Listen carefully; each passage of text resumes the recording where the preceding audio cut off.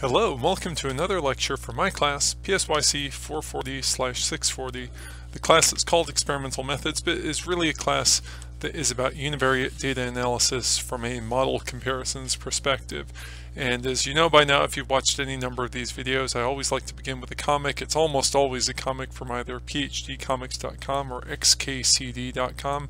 Here is one from phdcomics.com. By the way, it's excellent. You should follow this webcomic series. And it illustrates a problem that I can certainly relate to. Maybe you can too. The more time I spend in academia, the more time I spend thinking about math, I'd like to believe the better my advanced mathematical skills get, but it seems like the worse my simple math skills get. So if you ask me to do some matrix algebra, I'm okay with that. If you ask me to calculate the tip at a bar or restaurant, I'm going to really struggle. Maybe that's just me, but I sort of have a feeling that other folks like me are out there as well. Maybe you're one of them. Anyway, this lecture continues in my little introduction to correlations, which is hopefully setting a good foundation for the broader discussion of multiple correlation and regression analysis, which is basically what Unit 2 is all about in this class. Because we're still beginning and because we've just recently transitioned out of Unit 1, I want to briefly stop and review a few points from Unit 1 that hopefully are kind of relevant to our discussion today, or even if they're not, they're just worth repeating. And one of these points is the point about confidence intervals, or what confidence intervals are. Here's the basic process for making confidence intervals that we learned in Unit 1 and which we've used more recently just in the last lecture. We start with some sort of a sample value, like a statistic. It could be the mean for a particular group of folks in our sample. It could be a correlation between two variables in our sample, and so on. And then doing some fairly simple calculations, we create a range around it, a margin of error. Most typically in psychology, we talk about a 95% confidence interval. And then we interpret that confidence interval. We say that this interval has a 95% chance of containing the population value that we're trying to estimate, the parameter that we're trying to estimate. So if it's a sample mean, we're trying to estimate a population mean. If it's a sample correlation, we're trying to estimate a population correlation. Now, these error bars represent a range that is defined by our confidence interval, and when we say we have a 95% confidence, what we are really meaning is that if we were to run this same study again and again, a very, very large number of times, each time sampling from the population and computing whatever our statistic is, you know, our mean, our correlation, whatever, and each time making a confidence interval around that mean or that, you know, whatever that statistic is, then 95 out of 100 times over a very long run, that margin of error, those confidence intervals, would capture the population value. 5% of the time it won't. And to be clear, we don't normally run a study many times. We do it just once, and we just kind of hope that this one time that we did it was one of those 95 out of 100 times that our margin of error captured the population parameter that we're interested in. We don't know. We actually can't know for certain. And as I've talked about in Unit 1, there are some clever little demonstrations, little demos that you can find online that kind of illustrate how this works. Here's a static image from our textbook from Andy Field's Discovering Statistics Using SPSS that kind of captures this idea. We have a dotted line which is sort of representing where the population mean is, the little filled in dots, and their error bars are sample means. They're drawn from that population, and the range around them is given to us, or the span of that margin of error is given to us by the shape of the sampling distribution. And you can see that most of the time our margin of error captures that population parameter, that population mean, but at least one time in this image it doesn't. And you know, that will happen in real life as well as in simulation. And I think it's worth kind of understanding that a little bit. You know, what does it really mean when we say we have 95% confidence? It's referring to a kind of a frequentist perspective on what probability means. That is, the likelihood of a particular outcome over a long run of repetitions. Here we're saying 95 out of 100 times we expect that our margin of error will capture the parameter of interest. Hopefully this one time that we ran the study was one of those 95 out of 100 times. So again, 95% confidence interval, 95% of the error bars will contain the true, that is to say the population mean. In this case we're talking about means. So this may be fairly obvious at this point, but if, you know, just to review, confidence intervals are used to make inferences about a population. They can also be used to test hypotheses. So as we did in Unit 1 and as we did in the most recent lecture just before this one, we can test a hypothesis about whether a particular observed sample value, an observed sample statistic like a sample mean or sample correlation, is significantly different from some arbitrary value like 0. You know, is this correlation significantly different from 0? Is this sample mean significantly different from 0? When we ask that question, we are in a sense testing a hypothesis that in the population value for that correlation is 0, or the population value for that mean is 0. And how we do this is we make some assumptions about the nature of the sampling distribution for the statistic that we have just calculated from our sample. That is, if we were to repeatedly draw samples from the population and each time compute a particular statistic like a mean, like a correlation, whatever, we could arrange all of those values into a distribution, and that would be, of course, a sampling distribution. Now again, we don't normally do this, although we sometimes do if we use simulation-based analysis, which probably one of these days I should write a lecture about as a bit of an introduction, but for most of what we're doing in this class, you don't do that. Instead, you make assumptions about what that sampling distribution would like. Most typically, we're making the assumption that the sampling distribution is normal in shape. It has a particular shape that we, you know, this bell shape or Gaussian curve, or that it, technically speaking, it is derived from a normal distribution. So a distribution like a t distribution or an f distribution, they're not technically normal, but they can be mathematically connected to or related to a normal distribution. And to be clear, this assumption that we're making is usually a pretty good one to make, especially when we're working with things like means of samples, because we know that the sampling distribution for means or sums, that is to say averages or sums, will tend to have a normal shape if we have dealt with outliers. You know, again, I kept on in Unit 1 repeating this advice to look for outliers, because outliers will throw off estimates, including things like means.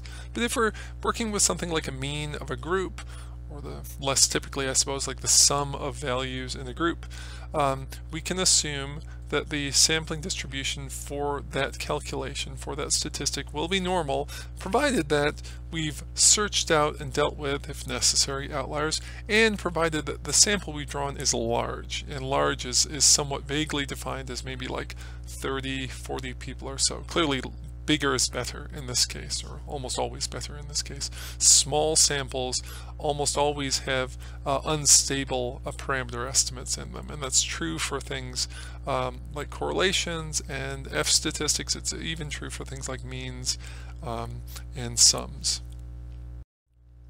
And kind of how we make this assumption has to do a little bit, or how we can feel comfortable in this assumption has to do a little bit with the nature of the central limit theorem. I kind of referenced that briefly before.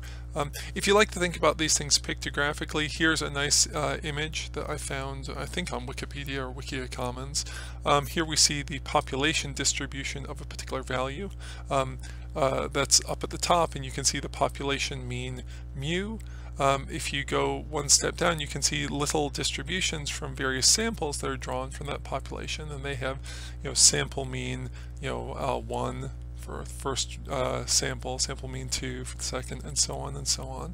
And at the very bottom, we see the sampling distribution of the values for those sample means, not just 3 of them, but a very, very, very large number of them. And again, if we are working with something like a mean, and if we have in our sample searched out outliers, and if necessary dealt with them, and if our samples are fairly large, then we can know, or it can be shown mathematically, that the sampling distribution provides an unbiased estimator of the population distribution. In a sense, the sampling distribution kind of points us to where the population distribution is located, if you take my meaning there. Furthermore, we can estimate the standard deviation of the sampling distribution, aka the standard error. So if we're talking about means, we're talking about the standard error of the means, based on the standard deviation of the sample and also the sample size. So if we're working with means, if we're working with relatively large samples, we can compute that standard error, that sort of standard deviation or the dispersion of the sampling distribution, and that can be really useful. Well, why is it that it's useful? Why do we care about the shape and the standard deviation of the sampling distribution?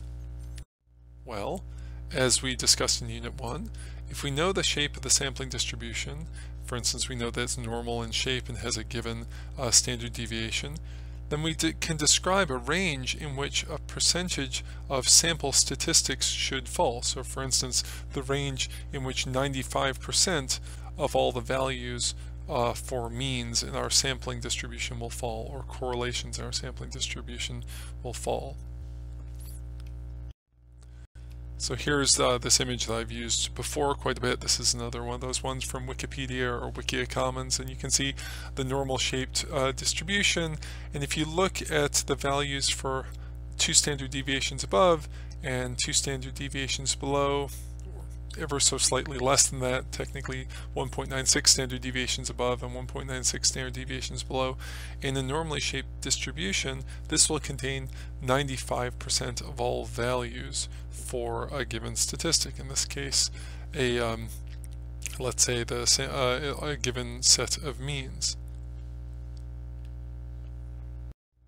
And then using this idea, using these numbers, 1.96, we can make some interesting calculations. Again, this is all review from Unit 1, but if you need the review, by all means, pay attention.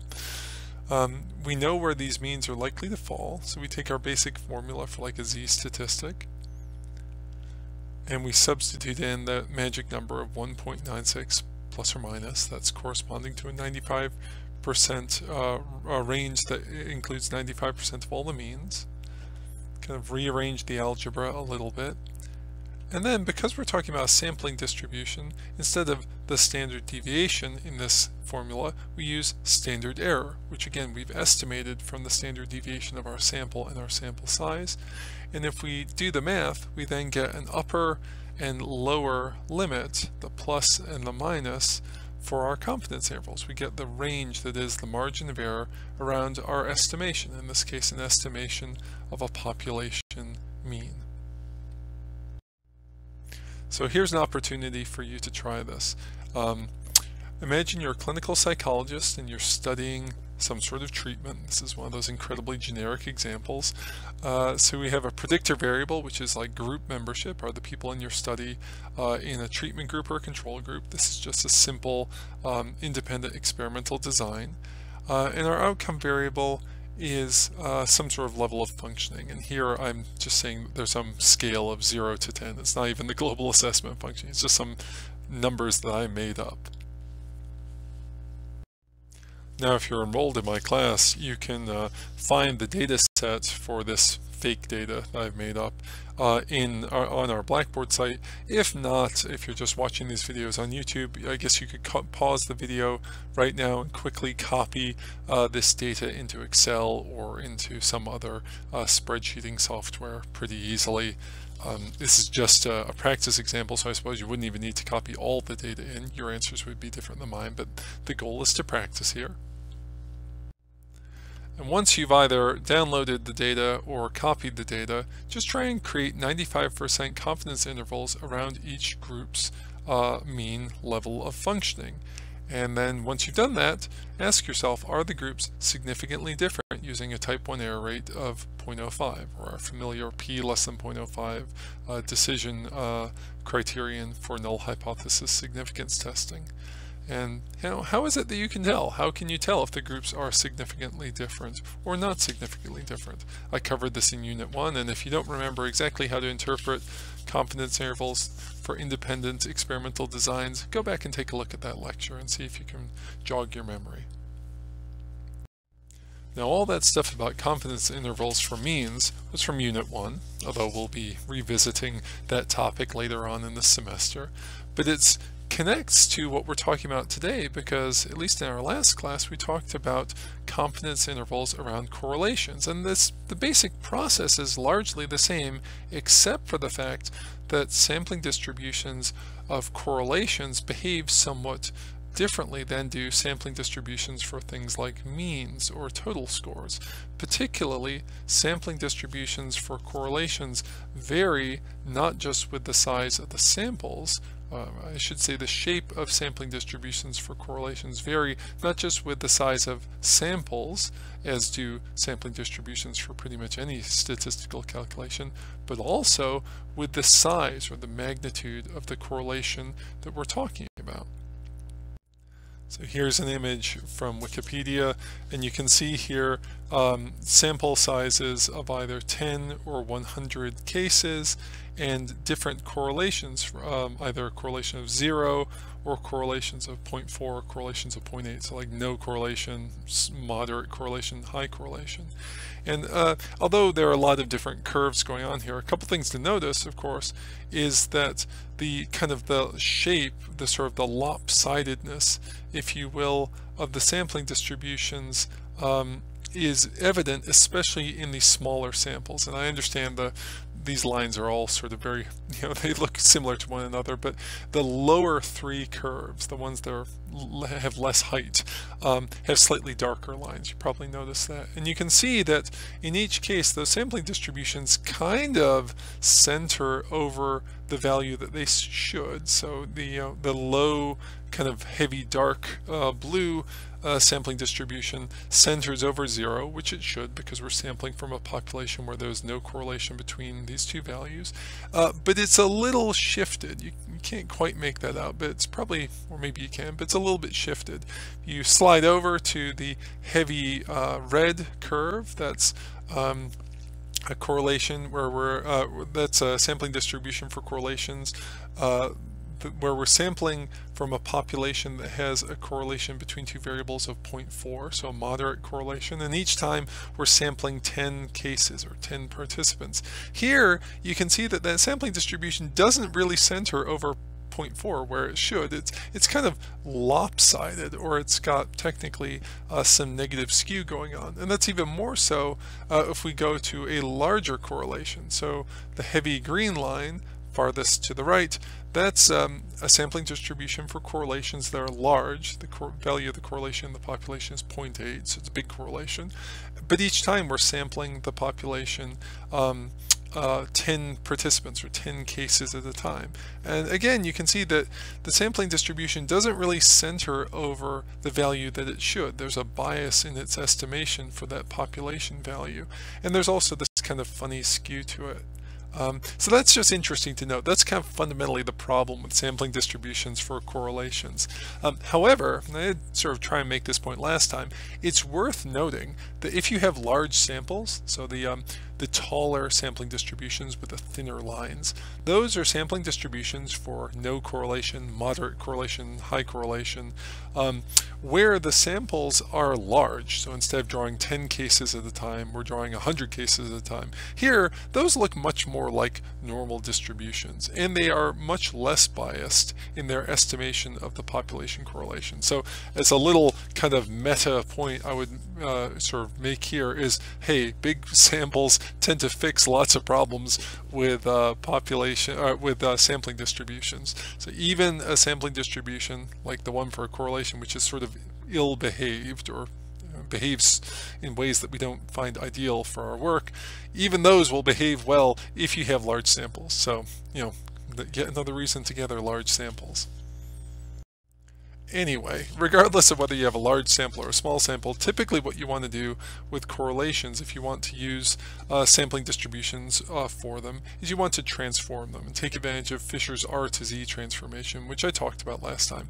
In a sense, what it does is it kind of normalizes the sampling distribution of R, for correlation that is, and allows us to use our familiar approach to hypothesis testing and making confidence intervals. So here's the formula for the transformation, and here's the formula for the standard error of those transformed correlation values.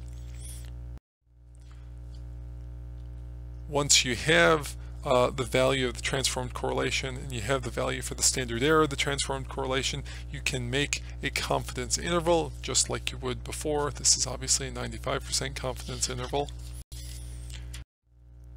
And the only real sort of wrinkle or problem is that then you have to go through this somewhat fussy process of back transforming the transformed value of the correlation into the regular value of the correlation, the regular metric of the correlation, so it's easier to interpret.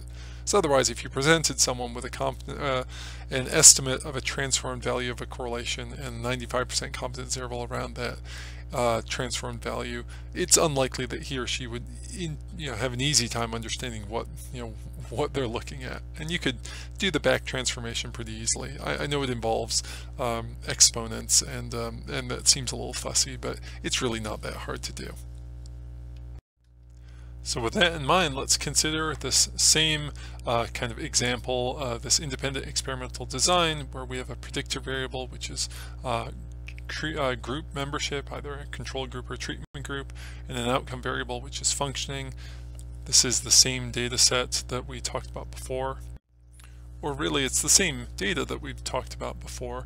I've rearranged it or presented it somewhat differently. Now I'm using a variable that I'm calling group code, which is just a binary variable that can be either 1 or 0 to correspond to either treatment or control. And I have, of course, the same values for the outcome variable score. So find the correlation between group code and score.